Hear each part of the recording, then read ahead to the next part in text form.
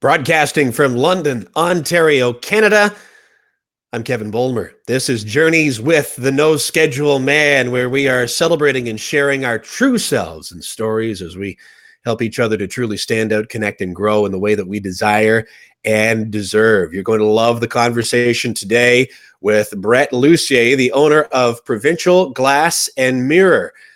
Brett's got a really interesting story about moving on up like George Jefferson. My words, not his necessarily, but an interesting tale, I think, and I haven't even heard the whole thing yet, of getting in on the ground level and working your way up and using, I hesitate to say old-fashioned values, but old-fashioned values like resourcefulness and work ethic and just learning new things to move up and just continue to sort out new challenges until you're all the way at the top of the company. Isn't that cool? We're going to talk to Brett in just a couple of moments. Before we do that, I want to share with you about some people who are making it possible to do this broadcast on this podcast, including Carol from Trickett Financial.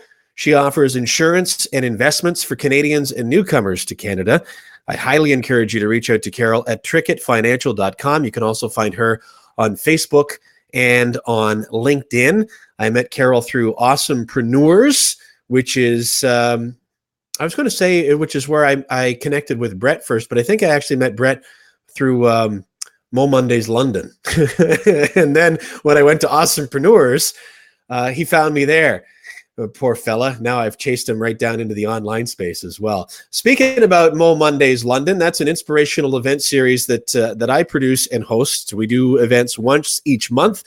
I like to describe them of thinking of it like TEDx meets the Tonight Show with a little bit of the Muppet Show tossed in. Now, that's not to belittle it. That's to say we like to have fun with it and to connect, encourage, and inspire and empower each other. If you like this, and what I mean by this is this podcast, just genuine, real conversation, people sharing their stories in an effort to encourage and inspire and empower others, then you will absolutely love Moe Mondays London. You can find out more about our next event, the people that are contributing stories, and everything that we've got going on at momondays.com/London. Diamond and gold treasures. My friend Laura Ma, what a terrific example of somebody who has just continued to stretch herself beyond her comfort zone and just sort of recreate that comfort zone.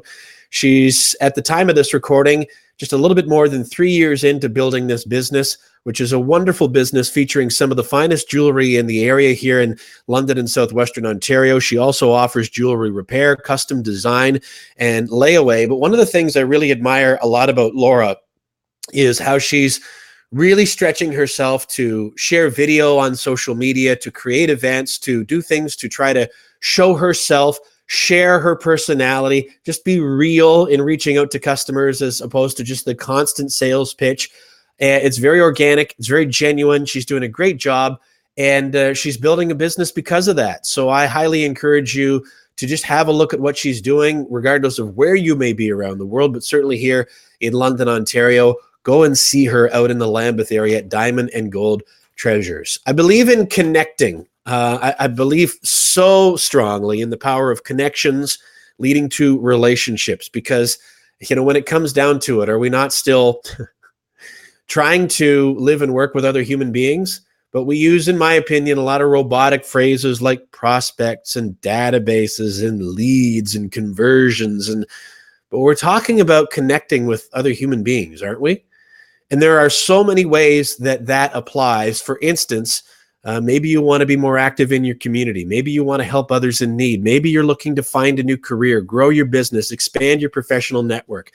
The guy to call for help with that is Gord Fancher, Connect One Consulting. He's available for one-on-one coaching or to bring into your organization to help you learn how to connect and the power of building and scaling those relationships, connectoneconsulting.com.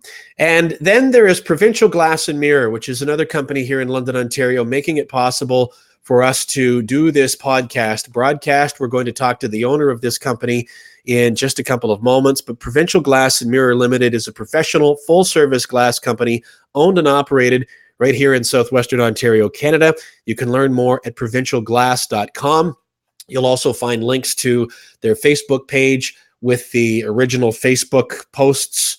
Like if you're watching right now, you can see by just looking above or below. But if you're watching or listening at some point in the future, if you're listening in 2032, you can find information about them on the blog post at noscheduleman.com. This is episode, where are we at? 87 now, I think, or on iTunes, iHeartRadio, or wherever you're finding us. But I highly encourage you to visit Provincial Glass and Mirror. That's just as good a time as any, I think, is to just transition right into talking to the person that is responsible for Provincial Glass and Mirror, and bring him right in here. I'm going to ask straight away. Well, first of all, Brett, thank you. It's great to see you. I appreciate you, and I appreciate you being willing to invest some of your time in sharing your story and putting up with me. What made you say yes when I said, hey, you want to do live video, no net, anything could happen, and talk to your old pal Kevin? Why did you agree to that? Because of you, Kevin. I'll tell you right now, just the conversations we've had in the past. And yeah, we did originally meet at Moe Mondays, as you brought up, and it's been exciting. And I've never done this format before. I feel like an anchor man. Am I wearing pants? Am I not wearing pants? Only I know. You can only see the top half of me. So it's a lot of fun. And it's, you know what? It's episode 87, as you said. That's Sid the Kid, Sidney Crosby. How can you go wrong with that, right? Yeah, you're the golden goal, the golden guy. Golden guy. So will you read anything that I put on the teleprompter? Just like Anchorman? Absolutely. Yeah. Careful, guy. First time. I don't know how to. I figured you'd say yes when I asked you to do this, because I don't know if you know this, but I'm kind of a big deal. You are. I have many leather-bound books, and my apartment smells of rich mahogany. Sorry, we can spend anytime. We could spend an hour doing Anchorman stuff, but I promised your wife that I was going to keep you out of trouble. Her exact words were, "Good luck." So along those lines, she has her hands full with me. There's no doubt. Let's find out. 50-50. What does that nickname allude to as it relates to Provincial Glass and Mirror and the arc of your professional life? Well, I started at the bottom, and by bottom I mean I was a junior estimator. I came into Provincial Glass not knowing a lot about glass. I had a background in architecture and worked at a couple different engineering and a couple different architectural firms, but didn't really understand glass.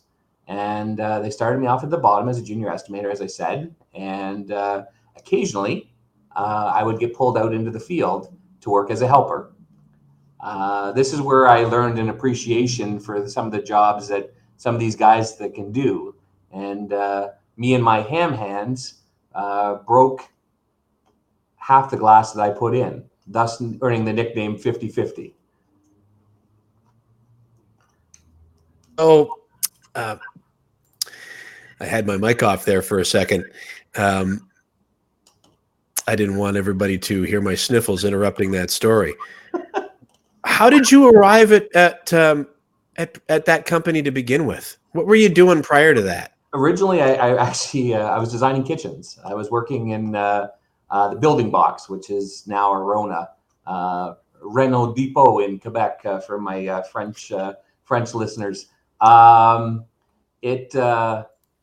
I started off working in the kitchen department. It was a great job. I think I made $13 an hour. I had no stress, and I worked with women all day long. So it was a good job.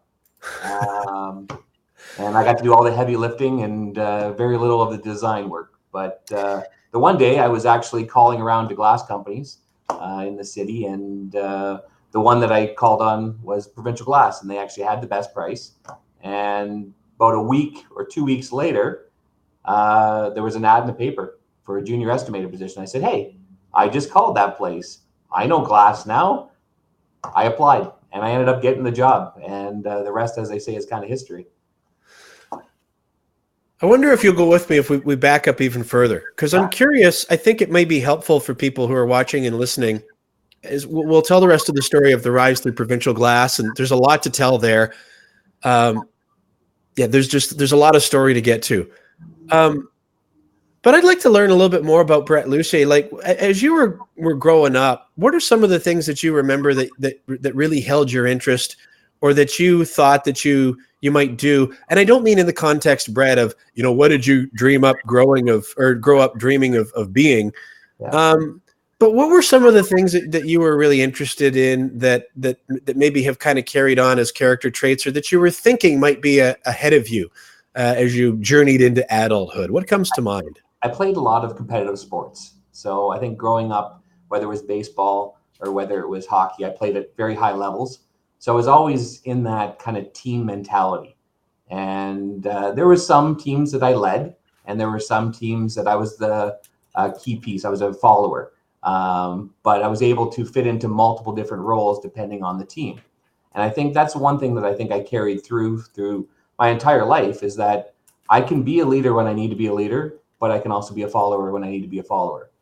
And I think growing up in Canada, wanting to be the next Wayne Gretzky or somebody along that lines was always a dream. But that quickly faded when I stopped growing and peaked out around 5'8". So it's not like a whole bunch of NBA teams were knocking on your door. No, they weren't. That was it. I remember I was getting looked at by the Detroit Tigers and the Toronto Blue Jays for baseball one time. And the scout came and told me, he says, "I'm going to come back and take a look at you, but I'm really hoping you grow about 4 inches by next summer." And I did not. And I never heard from that scout again. But they wanted a prototypical 6-foot back catcher that I had the arm, had the speed, just didn't have the height. How do your knees feel after doing that? Knees. I've had many knees problems over the years. So between hockey and baseball, that they've taken a toll for sure. So did you think then that professional sports in some capacity was going to be a part of your future? At one point, I did. I love playing the game, and I still do. Actually, I don't play baseball anymore, but I still play as much hockey as I possibly can, and it's turned into more of a stress relief. Really, you get out with the boys, and you have a couple laughs and a couple drinks, and I think once you get over the age of 30, I think all your sports must involve alcohol at some point. So it just makes things a lot easier. This public service announcement is brought to you by Provincial Glass and Mirror Limited. I promised Crystal I would keep you out of trouble. There's a strike one. Yeah. Well, let's see if I use all 3 strikes. So I sort of have like 1.5 strikes given the Anchorman stuff at the beginning, but you started that, so I'm not going to. So when it became clear that wasn't going to be a professional path forward, what were you thinking about what was ahead of you in life, of what you wanted to do? Like, how did you get from there to the position that you described at the building box that led to Provincial Glass? Sports was always a passion. My only other passion was architecture. I shouldn't say that. I also had it because of sports. I was also into kinesiology as well. And but I decided that to go down the road of architecture. And I remember, writing my SATs and applying to universities. And I really only wanted to go to one school, and it was actually the University of Michigan. And I remember applying and getting accepted. And I remember finding out how much it was going to cost for the first year. And I went to my parents, and they said, maybe we should look at other options. So we did. I did.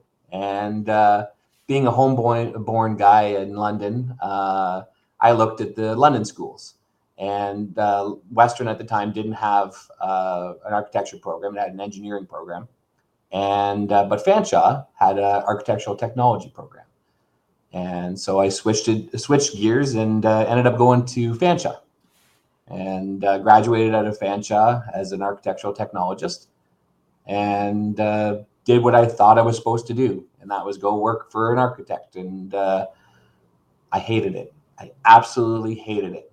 I dreaded getting up in the morning. I didn't enjoy the job. I got no credit. I was I did CAD all day. I did computer assisted drafting all day, and it was a boring job. Okay, I was going to ask you what was it or is it that appeals to you about architecture? I want to discuss that, but then you dropped that. Okay, you got into somewhat the field that you thought you wanted to be into, and then you hated it. I did. Let's unpack those one at a time, because I think that's something that will really resonate with people, Brett. That most of us, I think, have been in those shoes in one form or another. Let's start with architecture, kind of in general, because I'm betting that whatever your interest, I don't know if fascination is too strong of a word, but interest in that is that you probably have carried that with you as part of your character and what you see with what you're doing with Provincial Glass. What is it? What was it? Why architecture? What appeals to you about it? I loved big buildings. I loved different designs. I loved unique spaces that were created. And so, Frank Lloyd Wright and some of these other famous architects I was obsessed with. And I wanted to learn their styles. And then I really enjoyed the computer aspect of drafting and learning, all the things that go along with architecture. So you got to learn basics of plumbing and electrical. So your mechanical, your electrical, and things like that, just basic stuff. And that intrigued me because I didn't have any knowledge of that growing up. So I came from a household that didn't. My father was not a very handy man. He was a very smart man, and he is, and will always be my rock. But he was not a handy man. And I guess learning the trades was something that intrigued me, and quickly turned into a passion to I wanted to learn more. So you went to school, you got educated, you got sort of qualified, whatever that means. You get into the industry in a manner where you were working for an architect. I'm guessing that probably at that point you're thinking, okay, here we go. I don't get to play for the Tigers or the Blue Jays, but here we go. I've got life figured out. Look at me. I'm in on the ground floor of my chosen profession. Yep. And then you quickly find out that you, to use your words, hated getting up in the morning. I did. I realized that the job gave me no credit. Any of the drawings, the only thing you ever saw in there were my initials. Nobody would have known that I did anything on that project. And it was frustrating. So I felt undervalued and underappreciated. And I said, this is not what I went to school for. This is not what I thought it would be.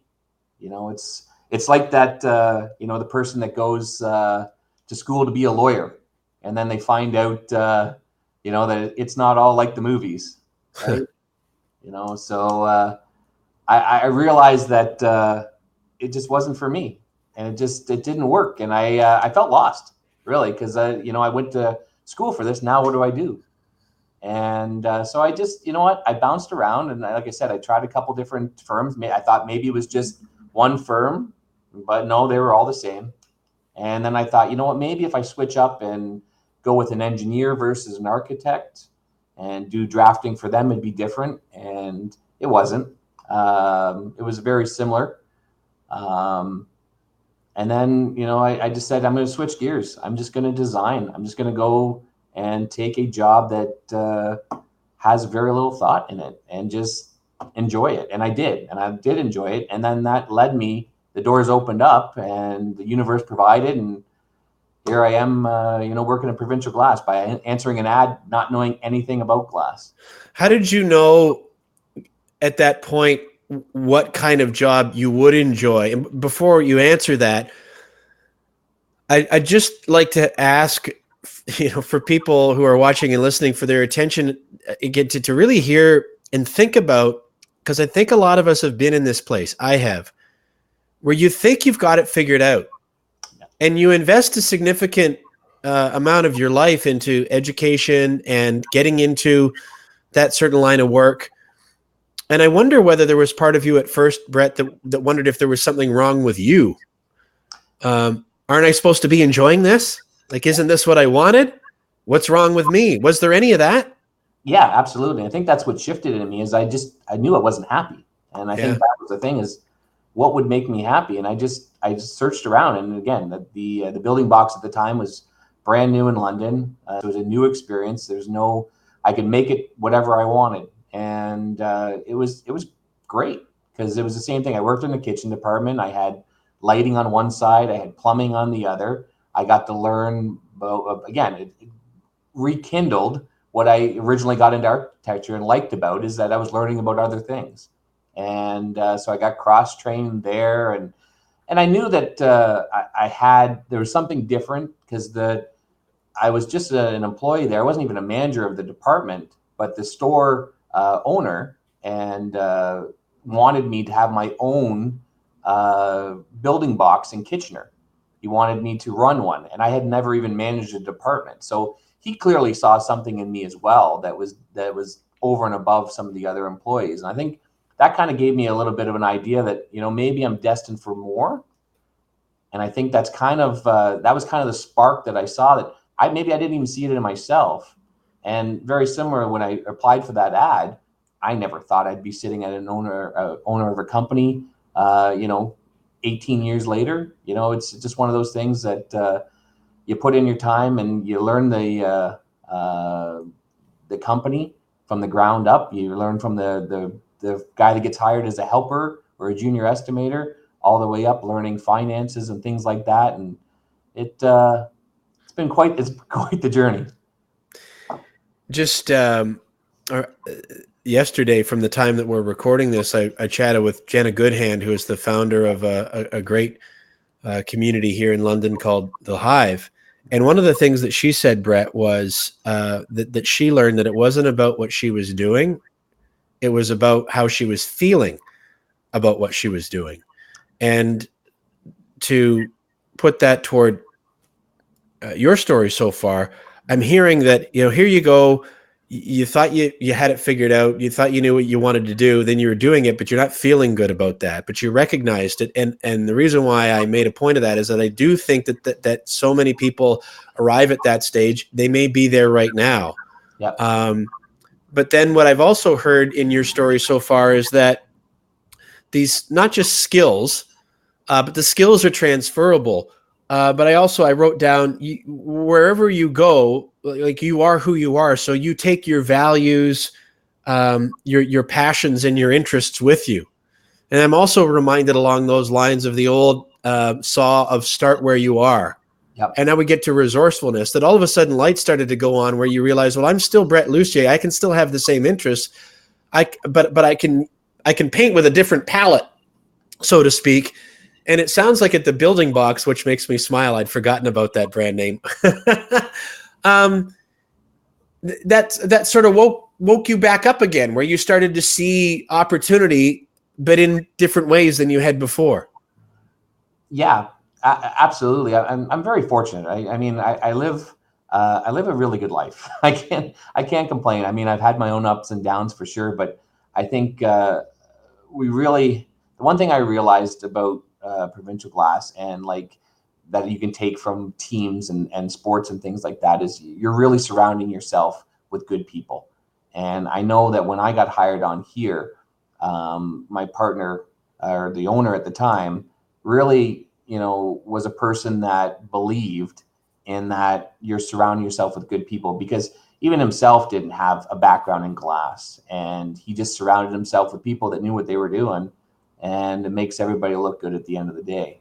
And I think the one thing that I really like is that I'm surrounded by good people, and we're trying every day to continue to do that. So, I mean, and same thing as in our personal lives as well. I think I'm someone that likes to surround myself with good people, like people to have a good time.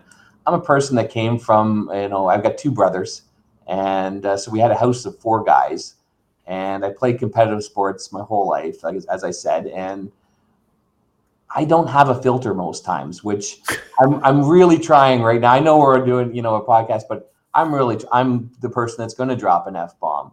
I'm the person that's going to be myself. And, when I hire people here or work with people here, that's one of the first things I say, is that I'm going to say some inappropriate stuff sometimes. I am going to drop an F-bomb. If you are offended about that, please let me know now, because I will do my best not to, but I'm going to promise you that I can't promise you I'm not going to do it. So we're all products of our environment. And I think growing up in the locker rooms or in the dugouts or wherever we are, or in the board meetings, I'm not the most professional that way, but I'm always going to be myself. I'm always going to be authentic, and I'm just going to be myself. I'm curious about the thing about surrounding yourself with good people. I'm skipping over the story, but it doesn't have to be linear. Yeah. But when you're looking for people, here's the context that I'm asking this question from, Brett, is I hear from a lot of business owners and managers that get frustrated with a lot of what we hear and see in the media about, no jobs, no jobs, no jobs, when they're dying to find people that will show some resourcefulness and work ethic, like what you've shown, that aren't necessarily looking to start in the 37th floor corner office overlooking the water, but are willing to learn new things and are willing to work hard. And I think that there are all kinds of opportunities out there for people like that, people like you. Am I wrong about that? You are not wrong. I mean, that's a big thing. Again, I'm dealing in a trade business, and hiring tradespeople, and it's difficult. And I mean, in a perfect world, I want to say, I want to hire based on my own values, and I'm going to hire and fire based on that. But at the same time, you got to manage expectations as well too, because the world just doesn't work like that. And for different positions, you can kind of have that as a base layer, but it's really difficult to have a guy that's a trades guy that may not be the most educated at times. And again, I'll go back to, we're all products of our own environment, and they may have had a tough life, and they're going to be a little bit rough around the edges, and it's very difficult to sometimes hold them to that higher standard or core values that I have. So when we're trying to hire and we're trying to keep our staff held to that level, we need to understand that imperfection is sometimes perfection. And I think that with the people that we're hiring, that we hope that they're going to meet our core values. But if they're not 100% on our core values, that's okay as well too. I was just scrambling to write down what you said. Imperfection is sometimes perfection. Yeah. Here's one of the things that I hear myself saying a lot, Brett, is we compare ourselves to perfection, but none of us can relate to it. What we relate to is real. And you described a few minutes ago about when people come into the culture and help contribute to it at Provincial Glass and Mirror, you're very upfront right away of like, this is me being real, but I want to respect your values and your outlook as well. And let's have a conversation about if me just being real infringes on that, let's have a conversation and let's talk about it. I'm filling in some of the blanks there as well. We'll manage our expectations right off the hop. This is what I'm gonna call a spade a spade. Sometimes I'll call a spade a shovel, but it is what it is. Well, and on the lines of what you said, sometimes imperfection is sometimes perfection. What is perfection anyway? Isn't it just getting the most out of each of us that we have to contribute that day? Yeah. In a genuine, I'm trying to distance myself from the word authentic. It feels overused, but in a genuine, here's a word I like, sincere way. You're getting the best effort that I can give to this situation and this person today. Yeah. And can we really ask any more from each other than that? No, you can't. And again, that's really what I want out of any of my employees. I want them to come into work happy. I want them to leave happy. I know their families. I'm very fortunate to have employees that have worked with me over a decade, quite a few actually. So you get to learn, you get to watch their kids grow up, you get to watch their kids go to college, university, and you get to learn about their kids having kids even, and it's an exciting thing. And at the end of the day, I know that this company is helping them provide for their family, and I take great pride in that. I think it's great to see that they like to come into work. And again, not every day is going to be all roses, but we all have our good days and bad days. But I overall want them to feel that they are appreciated, that they are, helping this company become successful and stay successful. And that's really, at the end of the day, my greatest pride is it's like a father and a child, right? You want to see everybody succeed. You want to see them grow up. You want to see them, be their best self and succeed and have ripple effects out to their family and friends and stuff like that. I think I take great pride in that. And I think that's one of the things that we built at Provincial Glass when I first started here. The changes that we have made in the culture, I think, have paid off and are continuing to pay off, I think is a better way to put it as well. Let's jump back in the timeline to where you started. You've left the building box and now you're entry level at Provincial Glass. Yeah. You're 50-50. You're breaking as much glass as, as you're succeeding with.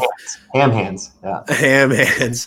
What were some of the things that you remember kind of learning almost right off the bat to kind of adapt to that new environment and that new role?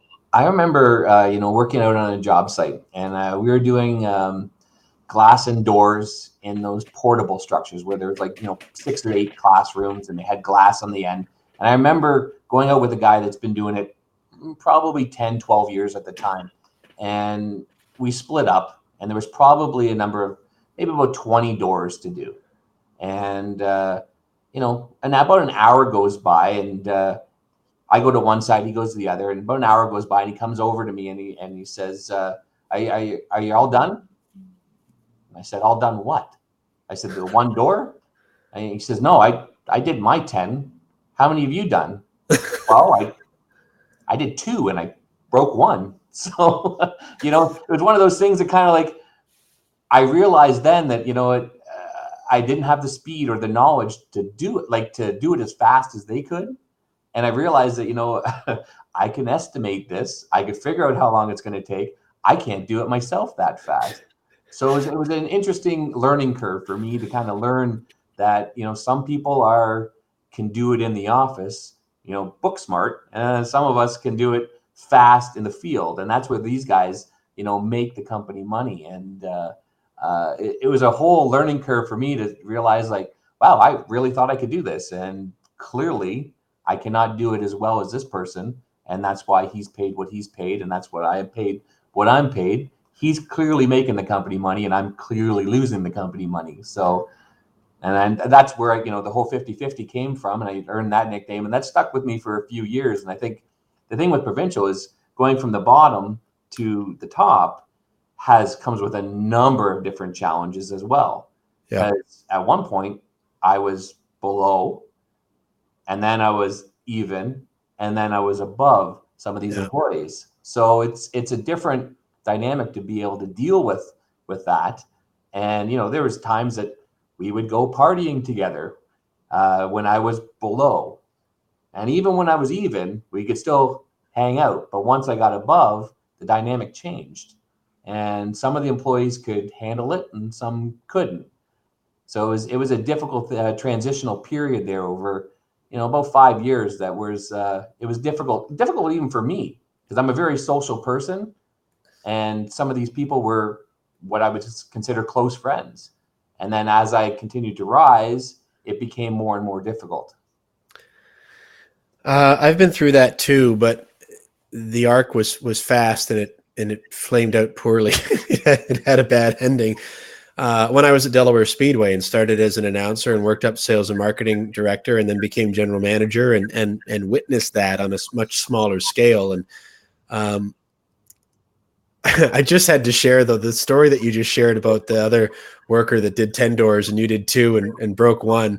I just realized that you're Happy Hogan. I can't remember which movie it was. One of the Avengers ones where Black Widow and Happy Hogan go into this place and there's a whole bunch of bad guys.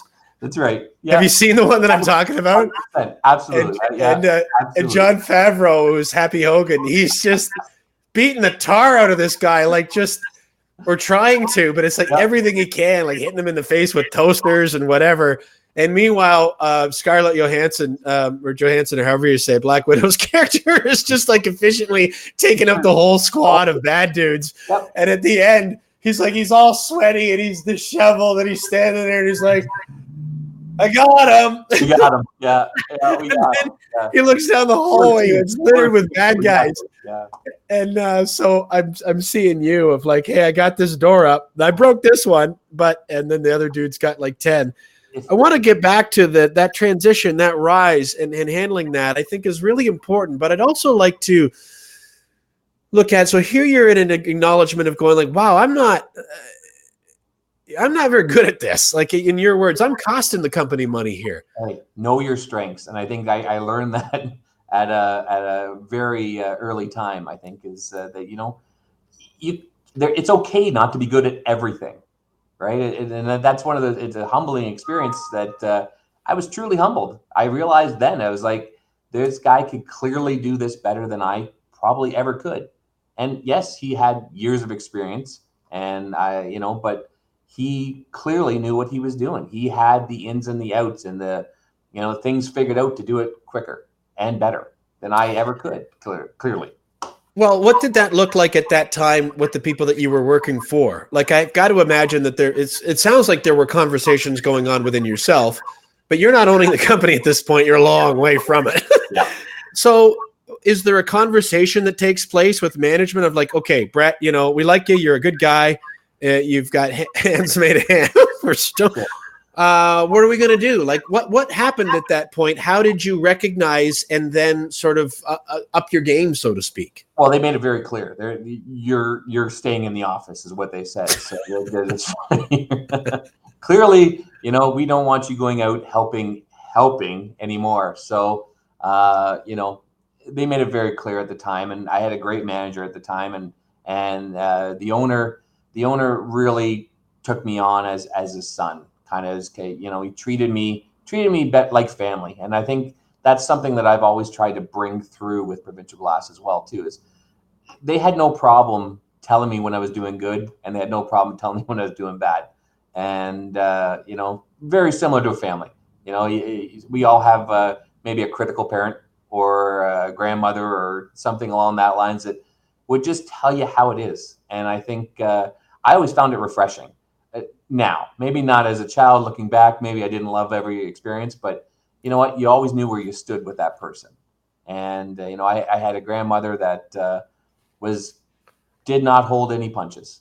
My own mother was very similar as well. She would clearly find a flaw, even if there was no flaw there to be found, she would find it. So, but again, that was, all products are environment. And I think I've carried that through. And I think when I found that with Provincial Glass, and the manager and the owner at the time, when they were very clear with me, they saw where I was good and not as good. So it pushed me to stay in the office full time, and I excelled there. I was working a lot of hours. I was probably doing the job of two people. And that also gave me an appreciation for the workload of my staff now, because I can really see and be able to push them saying, well, listen, I used to be able to put out 10 quotes a day and you're only doing 5. Maybe we should have a conversation and see what we can change.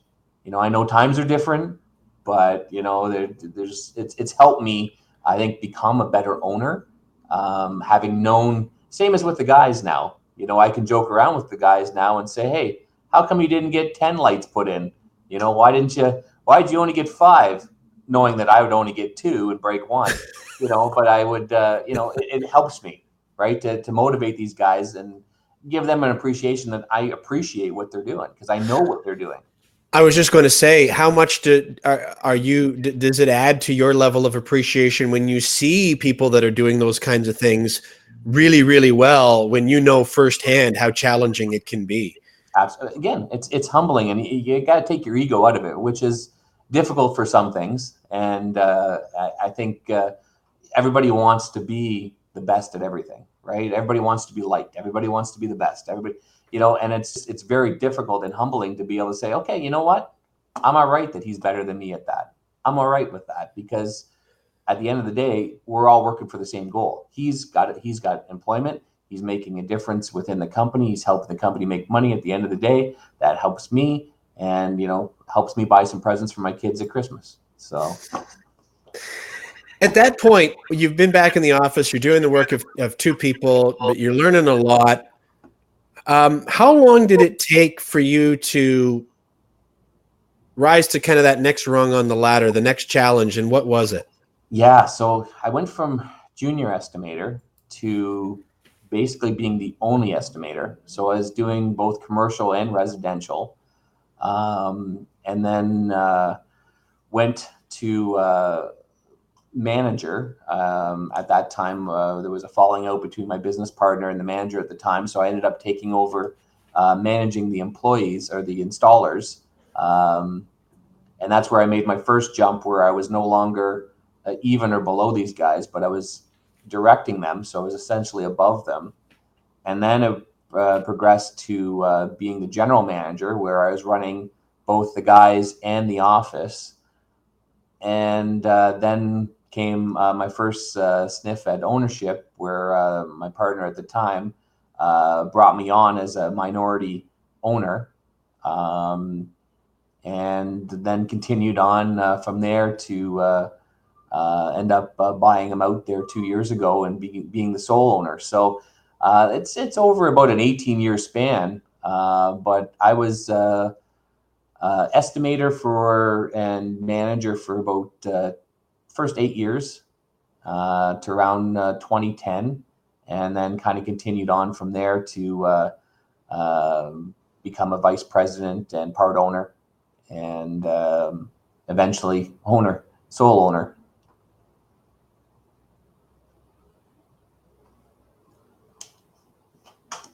I lost you there, Kevin.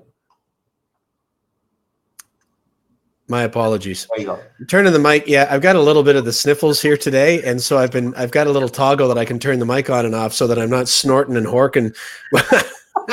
You can go ahead and hashtag that. Sounds good. Yeah. While you're talking, and I've just forgotten to turn it back on. Hashtag outbreak monkey. Yeah. Perfect. Yeah. Apparently that's where I flunked in radio school. Maybe that's why I'm not doing that anymore. Lesson 101, turn the mic on. Along that timeline that you just described, as best as you can recollect, where was it that you first kind of had the inclination of thinking, you know what? Maybe I could own this thing one day. Yeah. Even trying to think on how that even came up, it was even to just, he saw what I was doing. So obviously I was working more hours than anybody else. I was the first one in. I was the last one to leave. I brought my work home on weekends. I sometimes came in and worked weekends. He saw that I was committed to the company. And I think when he saw that, he didn't want to lose me. And I think that's the reason why I originally got the small sniff that I did get. And I think it was his way of keeping me there, and also a potential progression plan for him. So he kept me happy. I kept him happy. I took over more. He was able to step back more, and it kind of worked out that way. And it wasn't until it was kind of thrust upon me to buy him out. It was not a choice. It was a choice that I had not been 100% ready for. But when presented with it, I jumped at it after discussing it with my girlfriend, now wife, Crystal, at the time. We had just got back from an amazing trip overseas in South Africa, and I was presented with it from my business partner at the time that it's one of us is going to take over the company. So I took on that opportunity. You said you weren't ready for it, but you still jumped at it, which means you were ready for it. So I'm thinking about head versus heart here, Brett. How Yeah, did you know to throw yourself out of that plane, metaphorically speaking, and think, the chute will open here if I jump? I looked around the company. I know Hmm. my partner didn't know half the employees. I did. I knew every one of the employees, and I knew every one of their families. And I knew if I didn't, I think that Provincial wouldn't be where it is today. And I think that was the reason behind it. Was I was scared. I had just gone through a divorce. I had a lot of different things happening in my life, and it was not even in the cards as far as I knew for a while. I kind of any discussions with my partner at the time, it was kind of more of a 5-10 year plan, and he was significantly older than me, and I think he just realized that he wanted to sell the company, and I wouldn't let him sell it without. I wouldn't be a part of it if he sold it, and the company wasn't worth anything if I wasn't involved in it. And I think that's what it came down to. And I looked and I said, I had to make the decision. Did I believe in the people that I worked all day, every day with, and figure out a way to come up with more money than I've ever seen? And it happened. So, the universe provided, figured out a way, and it was tough. There's a lot going on here, and there's a lot of really valuable stuff to take away. I want to thank you again for sharing this, Brett. I've been meaning to mention for a couple moments now, to reinforce something that you shared, this arc, this journey from starting as an installer and breaking half the stuff that you were doing to, or estimator, to moving up to managing the estimators, to part ownership and VP to ownership, that we're talking about an 18-year arc. 18 years, almost 2 decades. Yeah. So there are a couple of things that I want to point out from that I think are valuable, just that I'm able to see, and other people may see more things besides. But it's a process. It's a journey. It's an adventure. Not to sound cliche, but we're so inundated with find the problem, offer the solution, get the result, happily ever after, that we one of my favorite phrases is, you can't have a happy ending to an unhappy journey. And if you're just going to skip right to the ending, what's the point of having the journey? But I think a lot of us have become impatient. Back to that point that we discussed earlier about people like you in business ownership are just craving what I'll call good people. I'm generalizing irresponsibly, but people that want to work, that want to learn, that want to contribute, that are resourceful, we're just starving for people like that. But the other thing that I heard is like, okay, you said, now here's this opportunity. It's a big, depending on how you feel when you wake up, it's either a really big, scary monster or it's this bright, shining light of opportunity. And for me to ask you, when you say, well, I wasn't ready, but then you went anyway, when I ask you, how did you know to go and do it? What you did there, I saw you do, is reflect back on that 18-year journey. Yep. I looked at the company. I looked at the people. I know this thing inside out. Nobody knows it better. Yep. Look at the value that you have been able to gain from that time in the trenches and how much you grew personally, Yep, as well as professionally. Really, the jump, Kevin, wasn't for me. I think at the time when I made that decision, I looked around. And I mean, what made the decision was I had faith in the people that were around me. I surrounded myself with good people. I did most of the hiring over that 18-year period. And maybe not at the beginning, but definitely the second half of it. And I knew the people, and I knew that they did align with a lot of my core values. And the story's just beginning, as far as I'm concerned. I mean, I'm in my early 40s, and Crystal has made me promise that I'm going to live for another 64 years, I think it is. So 64? I think so. Might be 65. I'm not sure. So quick math, yeah, about that. So there's a lot left in me. So we'll see what happens. Yeah, we've got to. I'll try not to beat you up too much more on the remaining time that we have on this podcast. We got to keep you young, Mr. Century Man. I'm curious about, in the course of that arc, we've talked about one of the big challenges. Oh my gosh, how am I going to take this on? Am I even ready for it? And you jump. But what else comes to mind stands out to you along the way of examples of things that came up that or have come up that you were like, what do we do about this? How am I ever going to overcome? How am I ever going to learn X, Y, Z along the way? What stands out? It's a trial by fire some days, it feels like. I mean, there's little things, like just uh, learning the numbers of a company, knowing what your strengths are, right? I mean, that for me, looking at a spreadsheet and money, it's second nature now. But when I first started, I didn't know what all the dollars and cents meant. I didn't know if we were making money or losing money. I didn't know,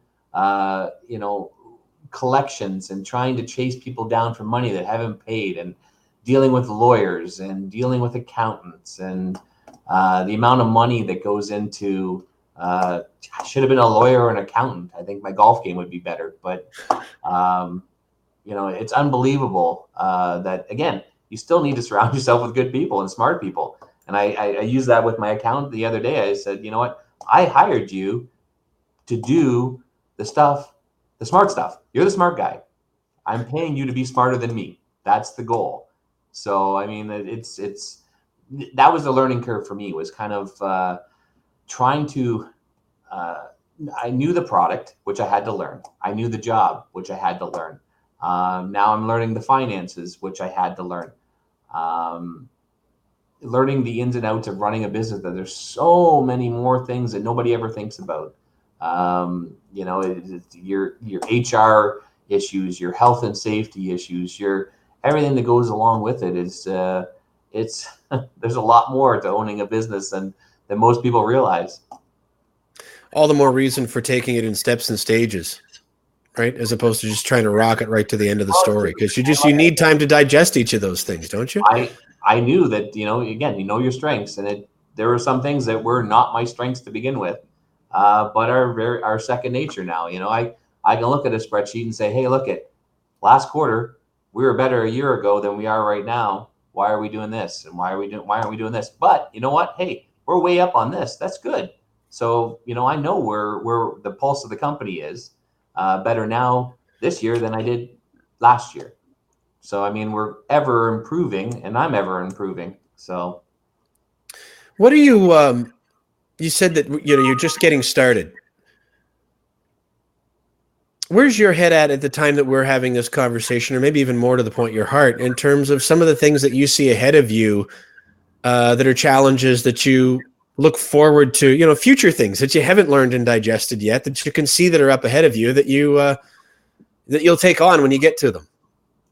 you know what? I think it's there's good and bad, I think, and it's a big question. I can dive into a lot of different areas, but I think the one thing for me is that I have really determined what our niche is, and I've really kind of honed that into our staff, that we know where we can compete with our competitors, and where we can be successful. And I think determining that really is going to develop where we are in the next 10 years and where we go. Being, again, as I mentioned earlier, born and raised in London, I've seen a lot of companies succeed, and I've seen a lot of companies fail. And I think the other thing I've realized is that London isn't the same now as it was 10 years ago. We have a number of different challenges, I guess, in London, such as some of the homeless problem, the drug problem, and things like that I'm affected with now every day with my business. And we've had to make changes on the fly to deal with that. And, by cutting hours and limiting weekends, where we used to run kind of somewhat of a skeleton crew, and it just wasn't safe. So we've had to make changes to adapt with what we're dealing with all day, every day now in London. So again, it's not the same as it used to be, but if we're going to get swallowed up if we don't keep making changes to adapt. I also see that you are being very proactive in the community and doing your best to affect positive change with some of those things. I'll come to that before we close the conversation, but I also want to ask you about the change of location, because that happened after you took sole ownership, didn't it? Yeah, the exact same time, actually. Yeah. What? Yeah, why not just do the whole life and professional makeover thing, right? Um, but what was that like for you? Because I'm thinking that the old architecture fan in you must have really enjoyed envisioning the new space, but I can also see that as intimidating of just going in and seeing a space and then what are we going to do with it? But what do you remember about the move? Thinking about it, the challenges that you foresaw Uh, in executing that, and then actually getting to where you are now in the building that you're in.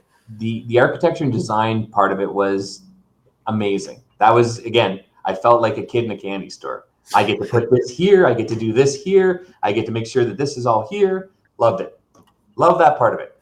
The process I didn't love was that construction can be challenging, and there are delays and there are problems. And we had sold our land and building, and the new building wasn't ready, and we had to have a temporary facility, and I had staff working out of sea cans and mobile trailers, and had uh, a lot of challenges with construction. So things didn't always go as planned.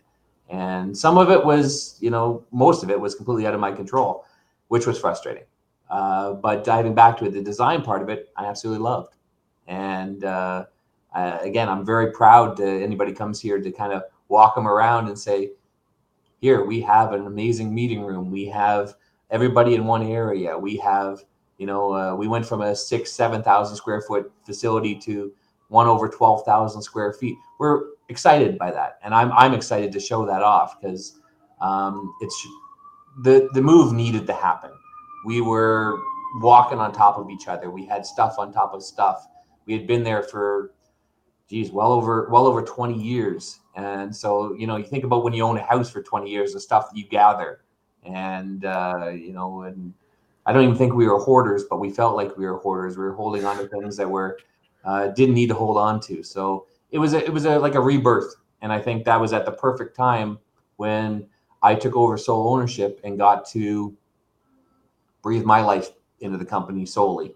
So it was, even though I had been running the company how I wanted to run it for almost a decade, it really was my company, and to take my vision and my core values and just kind of throw them into the company. What's it feel like when you walk through the doors now in the morning? Are you able to be present enough and not be overwhelmed by the day-to-day responsibilities of ownership of the company? Are you able to be present enough to stop yourself now and then and go, wow, like I've worked my way here. I've had opportunities presented to me, but I've taken them, and look at this. We built this. I wonder, that sounds like an easy question, Brett, but I think we get so tied up in the day-to-day and all the plates that we're spinning Yeah. with life just at home, let alone at work. How much of that are you able to feel when you walk through those doors each Is this day? before or after my first coffee? Is that? Um, I think, yeah, I still take a great pride in the building. I take a great pride when I walk around and talk to my employees. And, the other thing is when I bought out my partner, I went to each of them, and it was almost like a Jerry Maguire moment. Are you coming with me? Who's coming with me? Type thing. And that was, I wanted to make sure that they were on board, because at the end of the day, before I bought the company, I needed to know if they were or not, because I was essentially buying it for them to Yeah. make sure that they all had a place to go and a place to hang their hat. And I think it was even today when I walk through it. Listen, I'm not going to lie to you. There's tough days. You deal with 20 plus employees, and some days are good and some days are bad, and some people, everybody is affected by their home life, and and not every job goes great. So there's always going to be some things that are not perfect. And jumping back to what we talked about earlier, is you can't expect perfection. I think we want everybody to come in and want to work here, and at the end of the day, be happy that they put in a good day. And I think I like walking through here. I like talking to my employees, and Yeah. Do I go home like anybody else and be like, I can't believe such and such said this and this happened today? And I unload to Crystal and she says, it's okay. Tomorrow's another day. And you get up and you do it again. And I love it. I mean, there's days that I shake my head and say, I can't believe I bought a glass company. And then there's other days where I like, I can't believe I bought a glass company. So, I mean, not all days are bad. Not all days are good. But as long as the good days outweigh the bad, I think we're doing something good. Well, I think you're doing something really good. There's a sincerity and an energy that just radiates off of you that I would be thrilled if people thought of me even half as well as they do of how I know about you. And then along those lines, I see that I mentioned earlier before we close things off about trying to be proactive. You mentioned homelessness, and there are, like any city, London has its challenges. It's a wonderful place to live and work, but like any other place, it's got its stuff that it's trying to deal with. Yeah. Um, okay, but community is important to you. You don't just speak it. You actually you actually roll up your sleeves and put the gloves on, or get other people to do something about it. Can you take a couple minutes and tell me about some of the community initiatives? And I appreciate that one of the events that you've got coming up within a short time of us recording this conversation will be in the past when someone comes across this down the road. But I think it's still important to tell the story, because maybe it becomes an annual thing, and I'm just alluding to one thing, but what would you say to that about being proactive about supporting the community? Yeah, Kevin, I think it was drilled into me at a young age. I think my father, I mentioned earlier, is my rock and had a huge influence on my life. And I think the one thing that I learned from him is, even today, I go anywhere I go, that anybody that knows my father, um, he's a good man. Everybody said that. I've never heard anybody say a bad thing about him. And I always say that, if I become half the man that my father is, I'd be doing okay. And dealing with London and community and things like that, is London has given me everything that I have. So whether it's my family, my business, um, it really is, everything I have is because of London and the people that are in it. So giving back to London has been really an important part of everything it's that I do. And that's why I do what I do, because it's my way of giving back. I think anybody can write a check.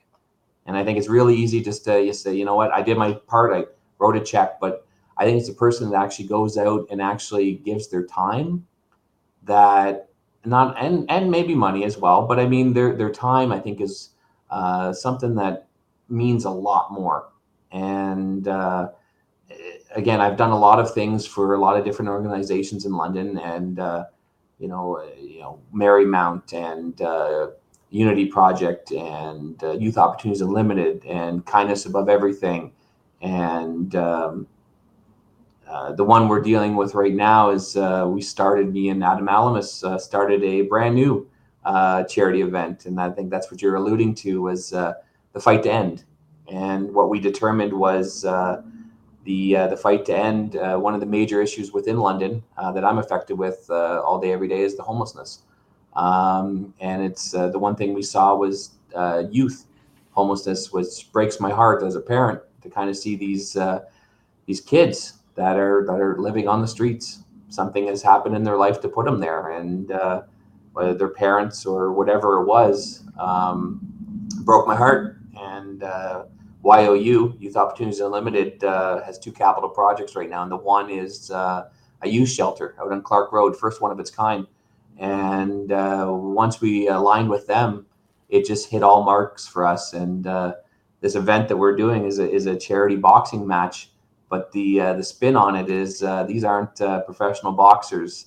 These are entrepreneurs and business leaders and politicians that are getting in the ring and to raise money to support this new facility. And I hope that this is something that's going to be for years to come.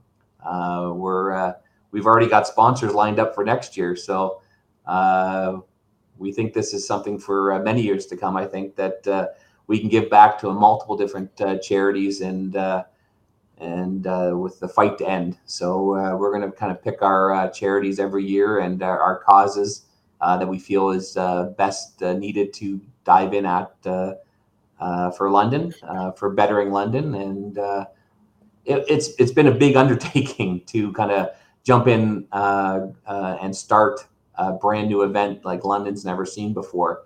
And that's come with a number of different challenges as well. So, well, as you mentioned, you could write a check, and that's great, and it's important, and we encourage people to do that for causes that are important to them.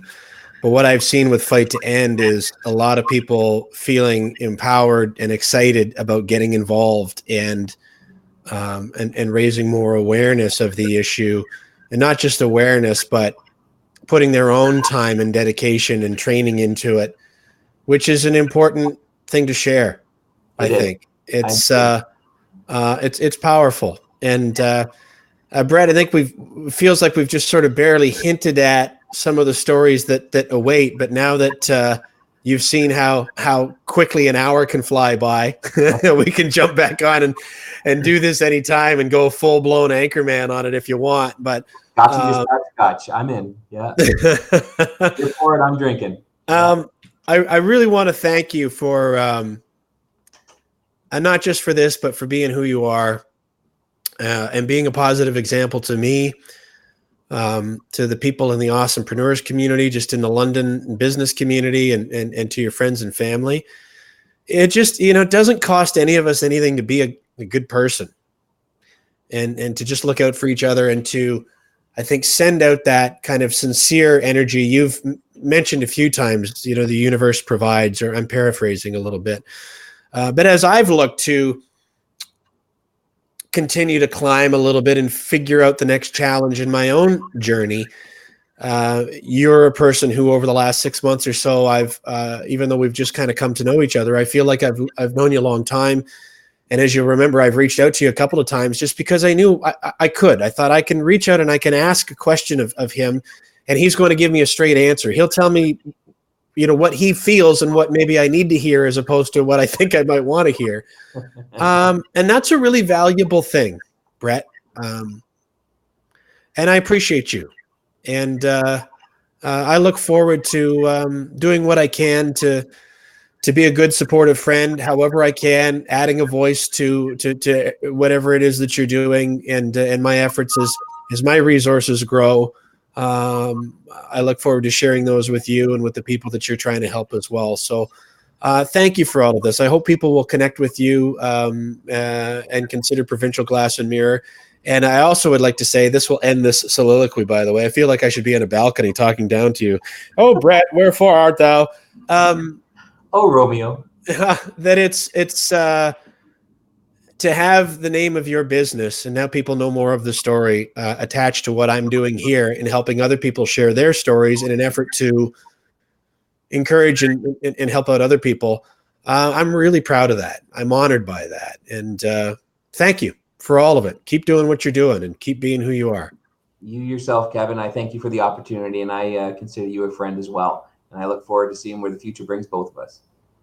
Awesome. Brett, thanks again. That's Brett Lucier from Provincial Glass and Mirror. Let me throw this up on the screen for you for a second. Whoops, wrong one. That's Moe Mondays. Nobody cares about that. Well, somebody cares about that. I care about that. But right here is where you can find out more about Brett's company and find out how to connect with them on social media. Just visit them on their website at provincialglass.com. You're going to learn about a great company from right here in London, Ontario, Canada, and see for yourself about what Brett has been alluding to. Our next episode is coming up just a short time from now. If you're listening to this sometime or watching sometime in the future, it may be already available. But right here live while we're recording, it's still in the future. Making it all awesome. Kyle Blythe, who is someone that both Brett and I know, who is the founder and CEO of Awesomepreneurs, where business people like myself and Brett come together to meet, greet, and grow our businesses and ourselves. Kyle is another person who has rocketed into my life by me challenging myself and growing and learning. And when I took on Moe Mondays London, that's what allowed me to meet Kyle and to meet Brett And I'm really excited about giving Kyle the opportunity to share the story of what Awesomepreneurs is, what inspired it, what were the challenges behind bringing it to life, what are his feelings of now that it's come to life and sort of taking on a life of its own. What's that like? We're going to be talking to Kyle on September the 19th at 11 a.m. live, or the recording will be available for you to see pretty much anytime afterwards. No Schedule Man podcast is where you can find the archive of all of the episodes that we've done so far. The last handful of them have been both audio and video, but the first 83 of them, I think, that we did are audio only, but they're available for you at noscheduleman.com, or just go right to noschedulemanpodcast.com. You can find them all on iTunes, or if you want to call that Apple Podcasts, Google Play Music, iHeartRadio, Stitcher, YouTube. They're all available. But noschedulemanpodcast.com or just noscheduleman.com is where you can find that. All kinds of blogs, videos. The sign up to my email list is there as well. So if you give me your email address, then I will spam you relentlessly with sales offers. Just kidding.